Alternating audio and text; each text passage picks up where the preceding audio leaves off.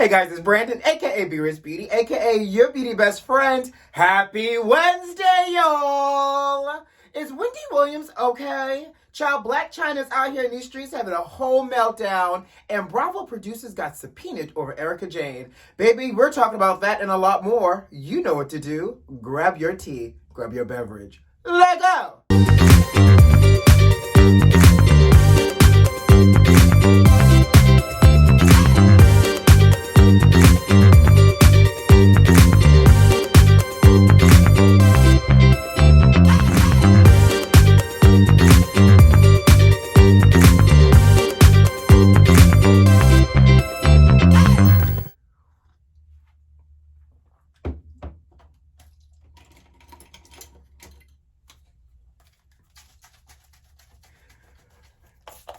Hey beauty besties, how you doing out there, sugar? Happy Wednesday, happy hump day. Y'all staying hydrated and minding y'all business? Well, at least stay hydrated and I'll mind everybody, oh, I'm so moist. And I'll mind everybody else's business for you. But I hope you guys are having a great week. As you know, it's always so good to see you, sugar.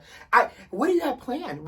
It's halfway through the week. We're almost to the weekend. I can see it in sight, clear as day, as the trees that are blowing outside right now. What is your week looking like? What is your weekend looking like? And are you ready to get through this week? By the way, Monday was a holiday. Did y'all take off National Indigenous People Day? And if you did you do anything good? And if you didn't, child, I had to work too. So we all in it together. But I did.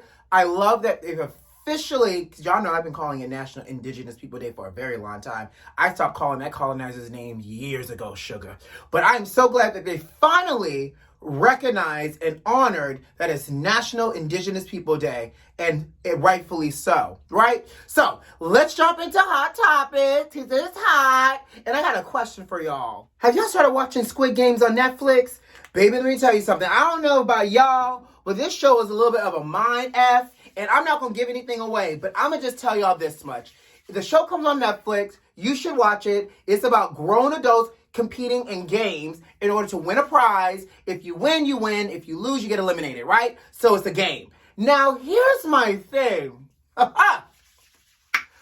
those that have seen this show, would you play a game like Squid Game? That's the first piece. Second of all, would you play a game of Squid Games if it was violence-free, murder-free? And just not to kind of give a little bit of a spoiler away, but there's some murder involved in different elements of this game, just as FYI. Now, with that being said, would you participate in Squid Games if it was murder-free? Well, baby, don't you know that these people move quick out here in these streets? Because a real-life version of Squid Games is happening in Abu Dhabi. Now, they made it very clear on this memo and this advertisement, child, that it's murder-free. But you know good and well there are going to be people that signed up wanting the extra excitement and or probably want to bring the extra excitement because they feel like they want to imitate art. Because, you know, art imitating life and stuff. Now, here's the thing about Squid Games. I don't know if y'all know this. I was reading an article and they were saying that Squid Games was actually Netflix's highest viewed show since it launched. 111 million views since this show debuted on Netflix. By the way, I think the show's only been out for like a week or two, and I might be a little late to the game and watching it, and I'm already on episode 7, honey, out of 9. So I got 2 more episodes left to go. So Abu Dhabi, real life Squid Games, I'm gonna tell you it's a no for me, because what you're not about to do is have me competing for real life games in the middle of the desert in Abu Dhabi. Not to mention, if somebody wanted to act wild or act up or try to art imitate life, you're not about to have me in the middle of the desert where I can go missing and you won't be able to find me because you could just bury me already in the sand. I am not walking into the desert, into a real life burial ground where all you got to do is do a couple of shovels and boom, there I am, disappeared from the planet Earth. Okay? So with that being said though, what y'all think about this real life Squid Game that's happening? Is this something that y'all would participate in? Do y'all even like to play games like that, beauty besties? I would tell you something. I didn't even like playing hopscotch and tic-tac-toe growing up, let alone having to play adult-like games as well. But I just wanted to tell y'all, for all the Squid Game fans out there, Abu Dhabi is holding real-life Squid Games happening now. So go ahead and get you a piece if that's the piece you want. Okay? Let's move on. So for all the Wendy Show fans and the Wendy Williams fans, you know we've talked about this. Wendy has been sick recently. You know, she had the COVID, and then they said that she had some kind of mental issue. And so now the Wendy show basically said the show must go on. They're saying that even though Wendy is not returning just yet because she continues to need treatment, because I guess she's having complication between her Graves' disease and her thyroid and whatever else that Wendy is dealing with that's health related. However, they're saying that the show will go on. They're bringing in guest hosts to kick it off, and hopefully Wendy can start the show in her purple chair very, very soon. My thing is, at this point, it's like, when do you just pull the plug on the Wendy show, period? I feel like Wendy needs to retire. Is it just me? She's had a great run. She's had a radio career. She's had a successful TV show. But at this juncture of her life, seems to be a lot of issues. Now, whether it's deeply rooted and only rooted and solely rooted in her health issues that she's admitted to us, or is partly health issues and partly other issues that she, has chosen to engage in, that all speculation, by the way, I think is all impacting the quality of work and the type of show people have come to expect from Wendy Williams, the brand. With that being said, I do wish Wendy a speedy recovery, but I feel like the clock is ticking down on when this show will end, and it feels like it's going to be ending a lot sooner than later based off of everything that's going on. What are your thoughts here? I know Wendy got some diehard Wendy show fans. I watch the show occasionally. I'm not a diehard fan about it, but has it come to the end? Have we come to the end of the road, in the words of Boys to Men? Y'all let me know. Baby, Bravo is now getting caught up in this whole ERIKA JAYNE mess. So the production company that produces Real Housewives of Beverly Hills has been subpoenaed to turn over any footage, unaired footage, of ERIKA JAYNE in the hopes of them trying to find, conversations, evidence, clues, very much Inspector Gadget type of tease here, for them to find anything that could possibly lead them to where ERIKA has hidden her money, or the money that Tom has given her, or any type of other incriminating things. Now, I don't know about y'all, but I feel like I saw this coming, and we've talked about it so much so that, I felt like this season, ERIKA was very deliberate about what she said on camera, which was the reason why everyone felt confused every time she told a story, whether somebody was flipping over and rolling their car 3-4 times, somebody's unconscious for 12 hours, then having to climb through snow because all of a sudden it snowed in California. Like, her stories have been so confusing, and I feel like it's been designed that way to throw off not only the viewers, but everybody else.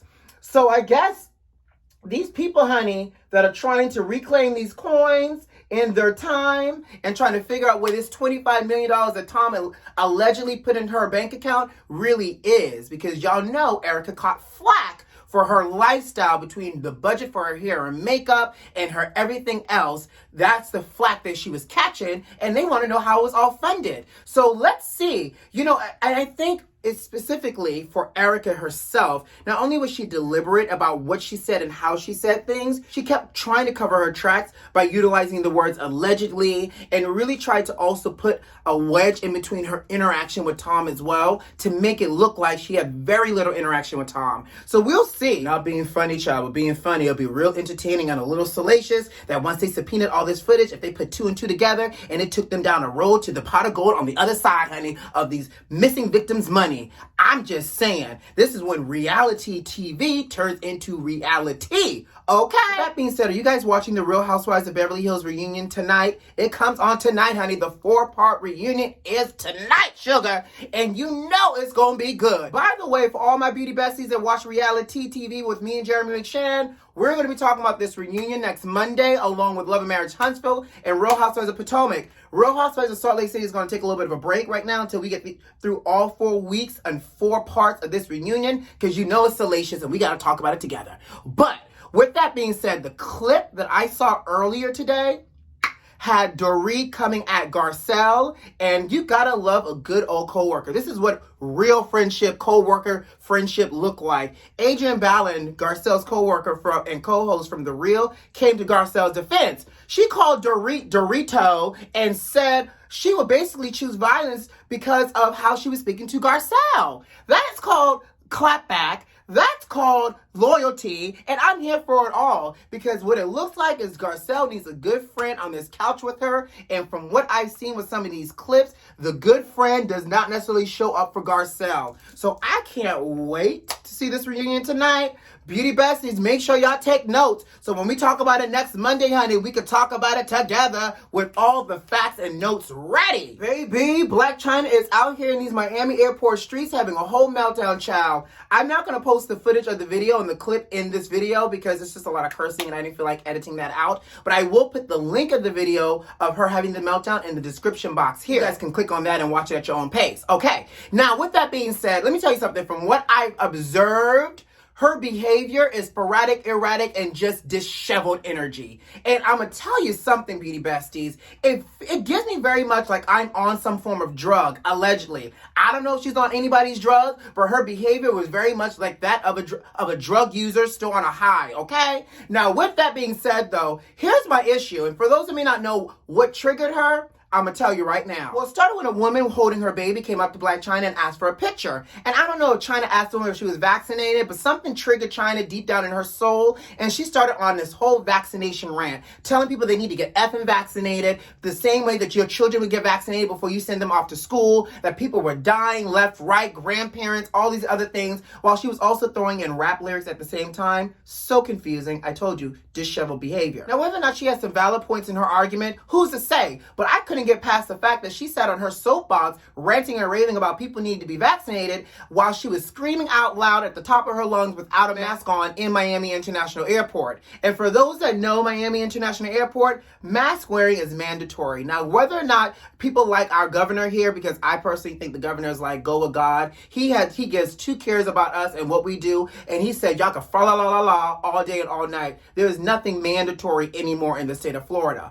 But what is mandatory in the Miami International Airport is wearing a mask. So Chyna is on her whole soapbox telling these people to get vaccinated, and she's over here yelling at the top of her lungs without a mask on, putting all her moisture particles in the air. Now, in addition to that, I can't help but think a couple things either. I see 2 grown men wearing their masks standing around her, so I can't help but think that there's probably her bodyguards. But what I know for sure is what they should not have done was sat around and watched their boss, their person that's employing them, rant themselves into an embarrassment with their finest purple lavender Party City wig on while they just casually, silently held her bags as she went down this rant about people getting an effing vaccination. No, because what you're not about to do is allow me to sit here and embarrass myself. And that's exactly what happened. People put out their cell phones, people started recording, and now Chyna has gone viral and nobody in her camp has said anything. Instead, those 2 grown men that are probably her bodyguards should have rallied around her in a circle and shuffled her away as she was trying to resist and continue her rant. At least firing me from getting you out of the situation instead of me sitting here as an innocent bystander and watch you have a complete meltdown in a public space. That's not what your employees should be doing. So those are the things that just kind of pop in my head. Miss Chyna, I'm gonna need you to have people in your camp and on your payroll that's gonna stand 10 toes down for you when you're right and when you're wrong. And when you're having wrong meltdowns, I'm gonna need them to be able to usher you away so that way you don't embarrass yourself. Honey, not on my watch, at least not the people that I'm employing and paying to protect me. Bodyguards just more than just protecting people rushing at you, but protect me from making a fool out of myself, sugar. I tell people, hold on, y'all, it's just a sippable moment.